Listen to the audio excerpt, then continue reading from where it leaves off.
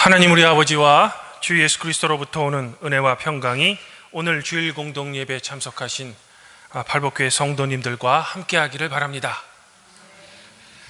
오늘은 교회력으로 성령 강림절 후 19째 주일로 저는 마가복음 9장 38절부터 50절까지의 말씀으로 하나님의 은혜를 성도 여러분들과 함께 나누고자 합니다.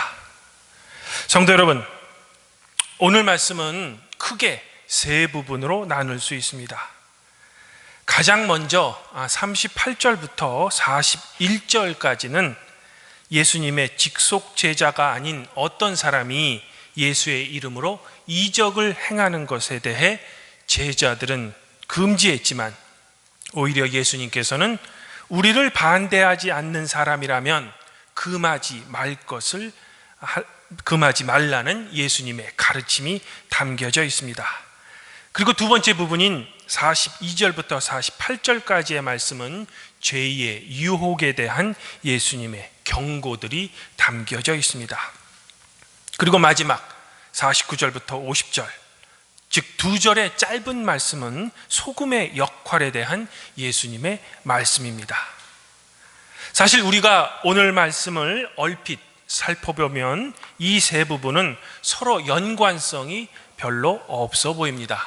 즉 세 가지 주제에 대한 각각의 예수님의 말씀처럼 보입니다.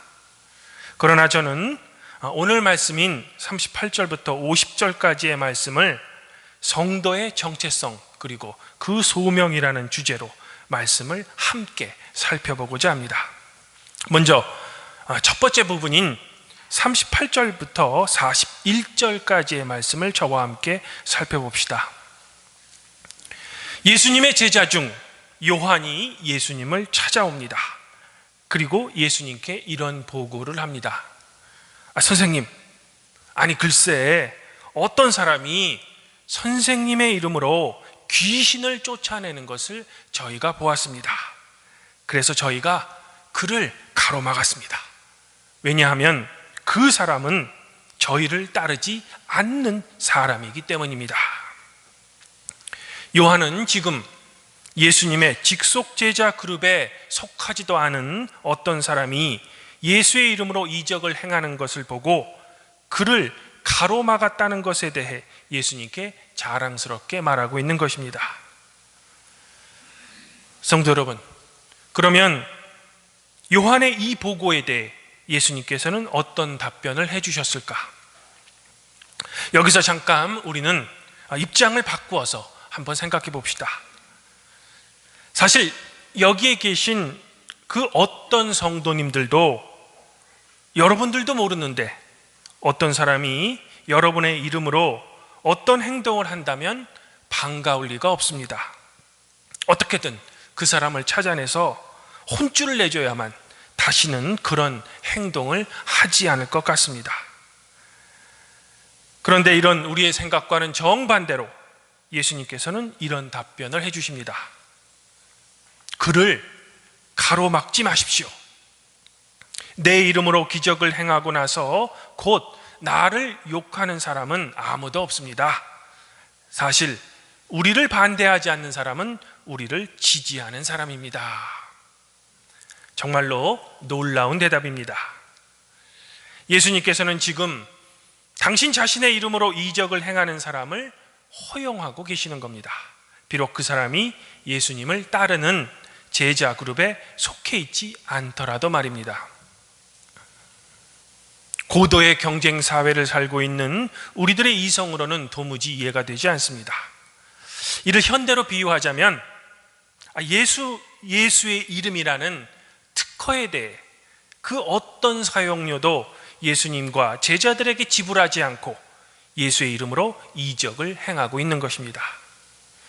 사실 제자인 요한의 생각과 그의 행동도 우리가 곰곰이 생각해 보면 그리 나빠 보이지는 않습니다. 왜냐하면 예수님 당시에는 메시아를 자칭하는 사람들이 많았기 때문에 혹시라도 이 사람 때문에 진짜 예수님 그리고 예수님의 진짜 제자들이 피해를 입을 수 있었기 때문입니다. 이는 우리가 사도행전을 읽다 보면 어느 정도 짐작할 수 있습니다.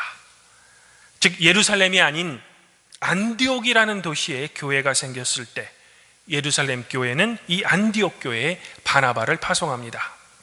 정말로 이곳에 사도적 교회가 생겼는지 그것을 먼저 확인하고 정말로 교회가 생겼다면 그들을 지도 감독하기 위해서였습니다.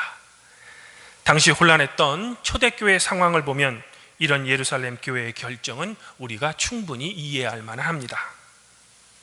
그런데 지금 예수님께서는 이 사람 때문에 당신 자신이 피해를 입을지도 모르는데 무슨 이유로 이런 개방적인 태도를 취하고 계시는 걸까? 성도 여러분, 그것은 지금 예수님께 가장 중요한 것은 오직 하나님 나라의 전파였기 때문입니다. 즉 예수님께서는 당신 자신의 자존심 그리고 자신의 인기와 명예에는 아무 관심이 없으신 겁니다. 다시 말해 예수님께서는 당신 자신을 따르는 사람이 비록 아닐지라도 그 사람이 하나님 나라의 전파에 기여한다면 본인은 상관없다는 것입니다. 즉 나의 이익, 나의 재산 그리고 나의 권력에 대해 예수님께서는 추호도 관심이 없으신 겁니다. 바로 이것이 우리와 예수님의 큰 차이인 것입니다. 사실 보통 사람들은 이웃과 사회를 위한 봉사활동을 많이 하고 또 남을 위한 헌신적인 삶을 살지라도 그 과정 속에서 나의 명예 그리고 나의 자존심만큼은 확인하고 또 지키고 싶어 합니다. 그러나 예수님께서는 이런 것조차 하나님 나라의 전파를 위해서라면 과감히 내려놓고 계시는 겁니다. 이런 점에서 보면 오늘 예수님의 태도는 매우 놀라운 것입니다. 성도 여러분, 여기서 우리는 예수님께서 당신 자신의 명예 그리고 권력에는 추호도 관심이 없으시고 당신의 이름으로 이적을 행하는 타인에게조차 왜 이런 개방적인 태도를 취하시는지 그 근본적인 물음에 대해서만큼은 우리가 깊이 생각해 볼 필요가 있습니다. 그것은 진정한 하나님 나라의 도래는 나와 남을 구별하는 장벽을 무너뜨릴 때 비로소 오기 때문입니다. 즉, 나 그리고 이웃, 다른 말로 하면 나 자신과 타인이라는 존재를 해체할 때 비로소 세상은 변화될 수 있으며 나 또한 나에게서 벗어날 때 진정한 나라는 존재를 찾을 수 있기 때문입니다. 이런 의미로 예수님께서는 우리를 반대하지 않는 사람은 우리를 지지하는 사람이라고 선언하실 수 있는 것입니다. 사실 오늘 구약 봉독문이었던 민수기에서도 모세 앞에 섰던 70인 장로들 외에 백성들의 진영에 그냥 머물렀던 두 사람 또한 예언하는 일이 발생합니다. 그래서 여호수아가 이들 두 명의 예언을 중지시킬 것을 모세에게 요청합니다.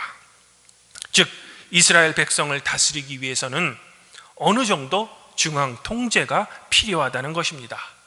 그러므로 여호수아의 이 요청은 정당해 보입니다. 그러나 모세는 이 요청을 거절합니다. 왜냐하면 하나님께서 당신 자신의 영을 모든 백성에게 준 것을 아무리 모세라 하더라도 막을 수 없었기 때문입니다. 이와 비슷한 경우가 신약 성경 중에 바울의 편지인 빌립보서에서도 기록되어 있습니다. 사도 바울은 당시 복음을 전파하다가 어쩌다 옥에가 치게 됩니다. 그때 어떤 그리스도인들 가운데 사도 바울에 대한 경쟁심으로부터 자신들의 선교 열정을 강화하려는 사람들이 있었습니다. 아마도 이들은 사도 바울이 옥에 갇혀 있는 동안 어떻게든 자신들의 영향력을 교회 내에서 사도 바울보다 더 확고하게 하고 싶었던 것 같습니다. 이러한 교회 내에 자신의 경쟁자들의 행동에 대해 사도 바울은 이런 고백을 합니다.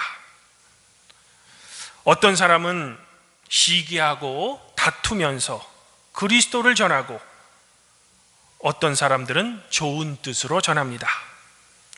좋은 뜻으로 전하는 사람들은 나 바울이 복음을 변호하기 위해 사도로 세움받았다는 것을 인정하고 사랑으로 그리스도를 전하지만, 시기하고 다투면서 하는 사람들은 경쟁심, 곧 불순한 동기에서 그리스도를 전합니다.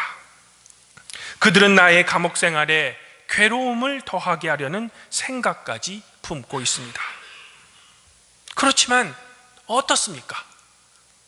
거짓된 마음으로 하든 참된 마음으로 하든 어떤 식으로 하든지 결국 그리스도가 전해지는 것입니다. 나는 그것을 기뻐합니다. 앞으로도 또한 기뻐할 것입니다.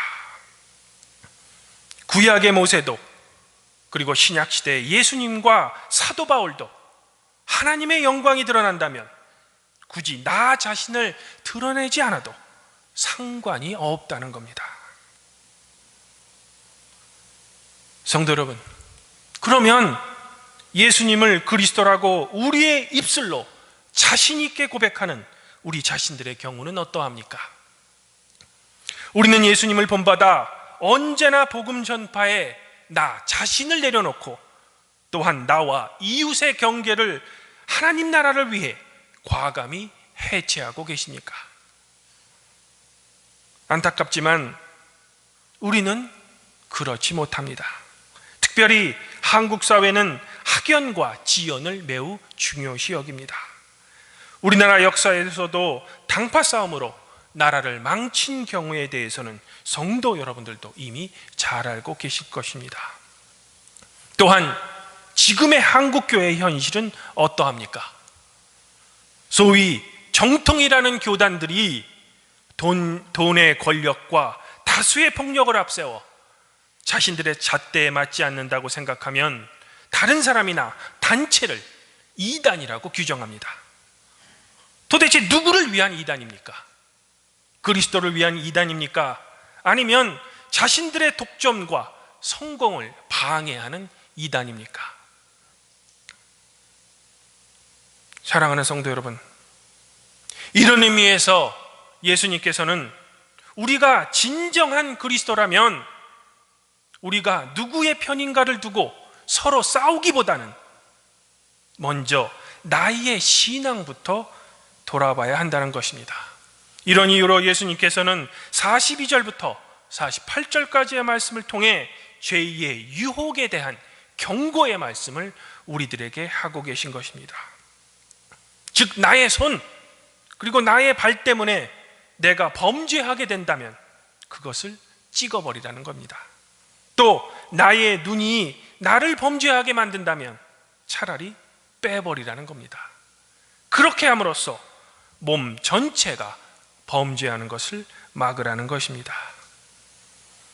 이런 자신의 죄에 대한 자기 점검을 통해 죄의 유혹으로부터 벗어나는 것이 편을 가르는 것보다 우리 성도들에게 더욱더 중요하다는 겁니다.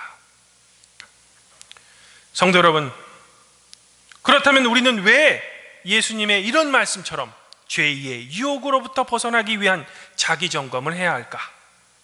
우리는 무엇 때문에, 그리고 무엇 때문에 이런 노력을 해야만 하는 걸까? 오늘 말씀은 그 목적에 대해 50절에서 이렇게 말해줍니다. 소금은 좋은 것이로되 소금이 그 맛을 잃으면 무엇으로 이를 짜게 하리요? 너희 속에 소금을 두고 서로 화목하라. 성도 여러분, 그렇습니다. 우리가 나는 누구의 편인가, 또는 저 사람은 나의 반대편에 서 있는가 등의 편을 가르기에 신경을 쓰기보다는 그런 관심을 바로 우리 자신들의 마음으로 돌려야 한다는 것입니다. 즉 우리는 우리의 죄의 유혹에 더 민감하고 우리 자신을 항상 더 돌봐야 한다는 것입니다. 그리고 우리가 그렇게 해야만 하는 이유는 그리스도인으로서 소금의 맛을 잃지 않기 위해서입니다. 주님은 마태복음 5장 13절에서 분명 너희는 세상의 소금이다 라고 선언하셨습니다. 즉 우리 그리스도인들은 이 세상에 하나님 나라의 도래를 위한 맛을 내는 소금인 것입니다. 그러나 편가르기나 하고 죄에 물들면 소금의 그 원래의 맛을 잃어버리게 된다는 것입니다. 그러므로 우리는 원래 소금의 맛을 유지하기 위해 보다 더 힘쓰고 보다 더 좋은 품질의 소금, 보다 더 정제된 소금, 즉 소금의 원래 기능인 소금의 맛을 내서 편을 가르기보다는 서로가 화목해야 한다는 것입니다. 그리고 그리스도인들은 세상의 소금이라는 면에서는 누구의 편도 아닌 그리스도 안에서 한 형제 자매라는 것입니다. 사랑하는 성도 여러분, 성경 말씀, 특별히 복음서에 기록된 예수님의 말씀, 그리고 예수님의 비유가 우리 성도들에게 중요한 이유가 있습니다. 그것은 예수님의 말씀과 비유에는 언제나 인간 본성에 대한 깊은 가르침이 있기 때문입니다. 즉 예수님의 말씀과 짧은 비유들 속에는 우리들이 언제나 감추고 싶은, 그러나 어쩔 수 없는 인간의 악한 본성의 민낯을 그대로 보여주고 있습니다. 그리고 그 인간의 악한 본성의 중심부를 향해 주님의 말씀이 날카로운 비수처럼 우리를 찌르고 있는 것입니다. 예를 들자면 지난주 예수님의 말씀은 우리의 인간들의 본성 중에서 그저 높아지고 싶은 본성에 대해 지적하시면서 오히려 낮아지라 라고 가르쳐 주고 계신 것입니다. 그리고 오늘 말씀에서는 그저 편을 가르고 내가 어느 편에 서 있는지를 확인함으로써 나의 정체성을 찾지 말고 먼저 자신을 돌아본 후에 그리스도인들의 정체성을 찾으라는 것입니다. 그리고 그 그리스도인의 소명은 바로 하나님 나라를 위한 세상의 소금의 역할이라는 것입니다. 그런데 예수님께서는 왜 이렇게 우리 인간들의 마음에서 숨기고 싶은 것들을 일부러 들춰내시는 걸까? 그러면서 예수님께서는 왜 우리들의 인간의 마음에 감추고 싶은 것들을 당신의 말씀으로 아프게 찌르고 계시는 걸까? 그것은 예수님께서 우리를 사랑하시기 때문입니다. 이런 우리의 사랑 때문에 예수님께서는 인간의 몸을 입고 우리에게까지 낮아지신 것입니다. 그리하여 예수님께서는 우리들에게 회개하라, 즉 우리가 잃어버린 하나님의 형상을 되찾으라는 것입니다. 즉 예수님께서는 인간이 언제나 서로 너와 나를 구분하며 그러한 구분 속에서 내가 속해 있는 그룹에 있는 사람이라면 무조건 수용하고 그룹 밖에 있는 사람이라면 무조건 배척하는 것은 결코 하나님의 형상을 소유한 인간의 원래 모습이 아니라는 것입니다. 오히려 하나님의 형상을 온전히 소유한 인간이라면 너와 나의 경계선을 해체하고 인간이라는 그 존재 하나만으로도 서로 존중받아야 하고 살아갈 가치가 있는 존재라는 것입니다. 그리하여 누구든지 하나님의 형상을 회복한 성도는 하나님 나라에서 하나님의 백성의 자격으로 자신들의 삶을 자유롭고 그리고 당당하게 살 수 있는 것입니다. 성도 여러분, 세상을 산다는 것은 만만하지 않습니다. 아침에 눈을 뜨면 치열한 삶의 현장이 나를 기다립니다. 테니스의 시구처럼 피와 이빨이 물들인 무한 경쟁의 세상이 매 순간 나를 덮치려고 합니다. 그럴 때면 그 앞에서 무기력한 나는 도망치고 싶습니다. 또한 나이가 들수록 직장 내에서 나의 영역은 왠지 좁아져만 갑니다. 그래서 직장 내에서도 어떻게든지 무리를 지어서 그 무리의 힘으로 나의 정체성을 그 속에서 찾으며 또한 무리의 힘을 기르려고 합니다. 왜냐하면 그래야 다른 사람들이 나를 우습게 보지 않는다고 생각하기 때문입니다. 이것은 거룩한 교회 내에서도 마찬가지입니다. 왠지 누구누구 성도라는 것만으로는 남들보다 못한 것 같고 목사, 장로, 권사, 집사라는 호칭이 나의 이름 뒤에 붙어야만 교회 내 한 성도로 인정받는 것 같습니다. 그리고 다른 사람이 나를 함부로 대하지 않는 것 같습니다. 이렇듯 우리는 우리가 속해 있는 사회에서 자신의 능력보다는 집단의 힘을 이용하고 싶어 합니다. 왜 그럴까? 그 편이 훨씬 쉽고 재미가 쏠쏠하기 때문입니다. 그러나 우리가 놓치고 있는 것은 그런 집단 하나에 있으면 언제든지 나의 소용 가치가 사라지면 집단에서 버림받게 된다는 것입니다. 왜? 패거리 문화는 언제나 인간의 존재 그 자체가 아닌 소용 가치로 인정받기 때문입니다. 이런 이유로 예수님께서는 오늘 말씀으로 우리들에게 경고하고 계신 것입니다.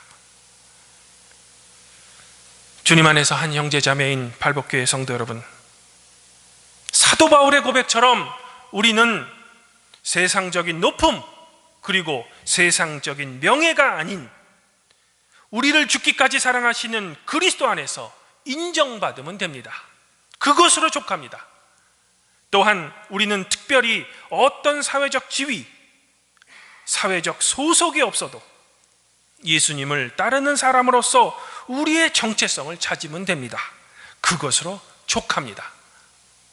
예수님께서 인정해 주시는데 우리에게 무엇이 더 부족하단 말입니까? 그리스도인 또는 성도라고 불리우는 우리들에게 세상적인 그 어떤 것보다 오직 예수 그리스도의 사랑만 있다면 우리는 결코 두려울 것이 없는 것입니다. 즉 이 치열한 삶의 현장 그리고 나를 삼켜먹을 것 같은 이 세상 속에서도 그리스도인으로서 당당하게 서 있을 수 있는 것입니다. 왜? 나에게는 나를 죽기까지 사랑하시는 예수 그리스도의 사랑이 우리 안에 있기 때문입니다. 그리고 그분이 지금도 우리와 동행하고 계시기 때문입니다. 우리는 매 예배 때마다 사도신조로 우리의 신앙을 고백합니다. 그때 우리는 이렇게 3번을 고백합니다. 제가 사도신조를 3번역으로 읽어드립니다. 나는 전능하신 하나님 아버지 천지의 창조주를 믿습니다. 나는 그의 유일하신 아들 우리 주 예수 그리스도를 믿습니다. 나는 성령을 믿습니다. 이처럼 우리들의 신앙 고백에 있어서 우리는 믿습니다가 아닌 나는 믿습니다라고 고백합니다. 즉 신앙은 결코 제3자의 것이 될 수 없으며 하나님과 단독자로 만나는 것은 피할 수 없다는 것입니다. 필연적이라는 것입니다. 신앙에 있어서 어떤 집단에 속해 있다는 것만으로는 충분하지 못합니다. 그러므로 팔복교회 성도 여러분들은 여러분의 입술의 고백대로 하나님 앞에서 1대1로 즉 집단이 아닌 단독자로 서 있으시기를 바랍니다. 그리고 우리를 사랑하시는 예수님을 인격 대 인격으로 만나기를 소망합니다. 그리하여 그분이 값없이 주시는 죄의 용서 그리고 한없는 사랑을 단독자로서 기쁘게 받으시고 그 은혜에 감사한 마음으로 이 세상에서 그리스도인의 자격으로서 또한 성도의 자격으로서 이 세상을 썩지 않게 할 소금의 역할을 여러분의 삶으로 충실히 감당하시기를 권면드립니다.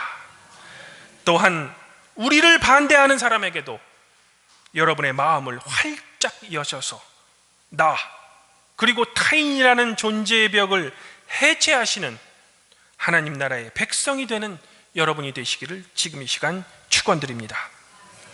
그리하면 모든 지각 위에 뛰어나신 하나님의 평강이 여러분을 그리스도 예수 안에서 성도 여러분의 마음과 생각을 지켜주실 것입니다.